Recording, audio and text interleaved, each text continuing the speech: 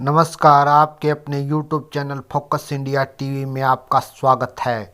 ऐतिहासिक नगरी के रूप में प्रचलित झज्जर को ऐसे ही यह दर्जा नहीं मिला। अगर गौर करें तो यहाँ पर 51 साल तक नवाबों ने राज किया है। वैसे तो झज्जर का इतिहास महाभारत काल से जुड़ा हुआ है, तभी तो अंग्रेज़ों ने इसको पूर्ण जागीर का दर्जा दे दिया था।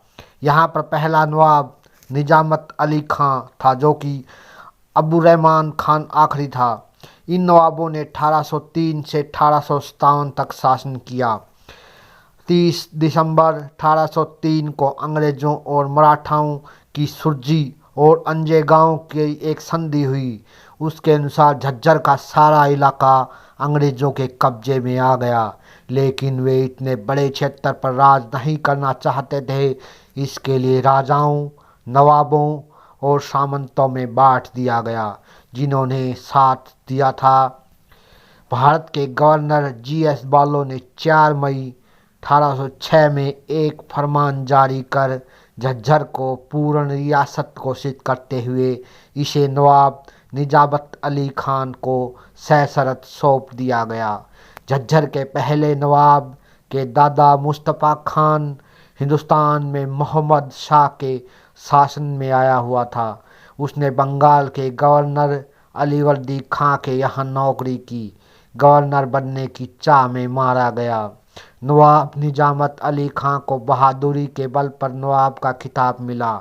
इसके बाद वह बिहार का गवर्नर बनना चाहता था। इसके कारण सुल्तान से अलग हो गया और बिहार पर कब्जा करने के प्रयास में मारा गया। उसके शव को हाथी के पैरों से बांधकर शहर में घुमाया गया। इसके बाद मुस्तफ़ा खां के बेटे मुर्तज़ा खां के ने कमान संभाली, लेकिन वह जयपुर की लड़ाई में मारा गया। उसके बेटे निजामत अली खां ने राज किया। उसने अपनी बहादुरी से वास्तव में झज्जर में नवाबी राज लाया।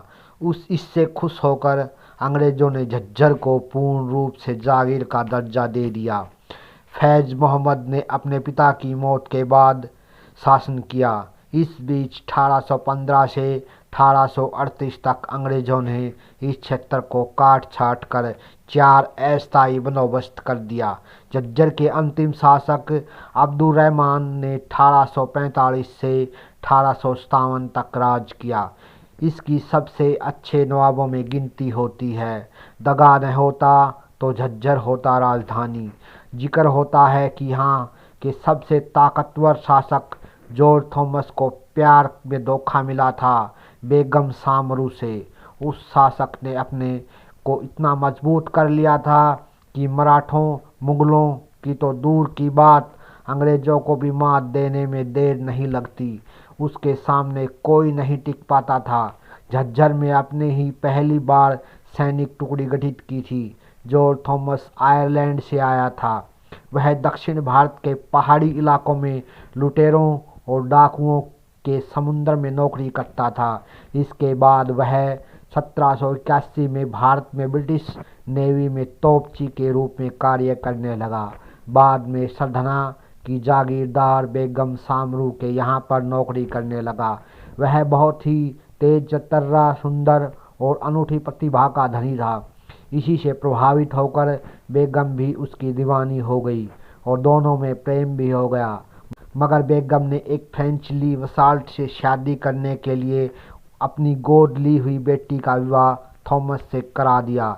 इस रवैये से वह नाराज हो गया और उसका दिल टूट गया। प्रेम में इस दगाबाजी के बाद थॉमस बेगम को छोड़ मेरठ में वहाँ के गवर्नर अप्पा कांडी राव की मदद से मराठाओं की फौज में भर्ती हो गया। उसने यूरोपियन ढंग से ड्रिल यानी परेड शुरू करवा दी। उसने अपनी सेना लगातार विजय पताका फहराई। इसके बाद वह गवर्नर ने उसे गोद ले लिया। झज्जर को मिली उसे जागीर। इसके बाद उसे झज्जर जिले की जागीर मिल गई। उसने इसी को अपना मुख्यालय बना लिया। उसे लोग जहाजी साहब करने लगे। उसने हुसैनगंज में एक जॉर्जगढ़ नाम का एक किला का निर्माण करवाया, जिसे अब जहाजगढ़ के नाम से जाना जाता है। थॉमस ने अपना दायरा बढ़ाते हुए महम, पानीपत, सोनीपत, करनाल और झांसी के 800 गांवों में आधिपत्य जमा लिया।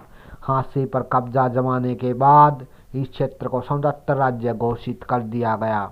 धीरे धीरे उसने हिसार, सिरसा, रोहतक, पटियाला, कैथल, जींद, लाडवा और थानेश्वर पर कब्जा कर लिया। उसकी विजय अभियान यही नहीं रुकी, उसने हरियाणा और पंजाब को जीतकर उत्तरी भारत का सम्राट बनने का मंसूबा बना लिया। बेगम को फिर दी पटखनी। एक बार फिर से बेगम सामरू ने उसे राज वापिस लेने की कोशिश की, लेकिन अपनी सेनाओं की ताकत से जॉर्ज ने जमुना के पूर्व तक समेट लिया। इसके बाद उसने बेगम के अलावा सिखों और मराठाओं को डरा धमकाकर अपनी धाक जमा दी। अपना विजय पताका जारी फहराते हुए बीकानेर, उदयपुर पर भी आक्रमण किए। इस खूंखार शासक से सारे शासक कांपने लगे। फिर गुड़गांव के गांवों को लूटना शुरू कर दिया। बेगम सामरू के 2 गांवों की भी लूट लिया।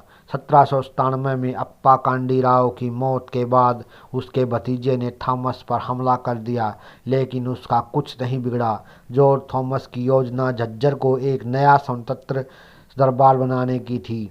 उसने छछुआस में एक टैक्सोल भी बनाई थी, जिसमें सिक्के ढाले जाते थे।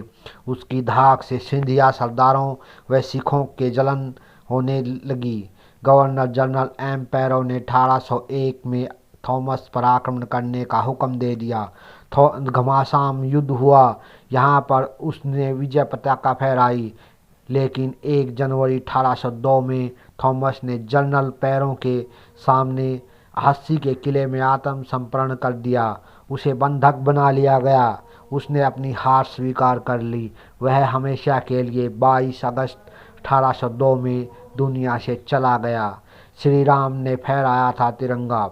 शहर के घंटाघर पर श्री राम शर्मा ने कुछ साथियों के साथ तिरंगा लहराकर झज्जर को 1922 में आज़ाद करा दिया था। हालांकि तत्कालीन अंग्रेज पुलिस अधिकारी ने काफ़ी धमकी दी थी, यहाँ तक कि उसने गोली मारने की भी धमकी दी थी, लेकिन यहाँ के सबूतों ने एक न सुनते हुए अपना काम कर दिया। आपको हमारी यह वीडियो झज्जर का इतिहास कैसी लगी, कमेंट करके ज़रूर बताएं। धन्यवाद।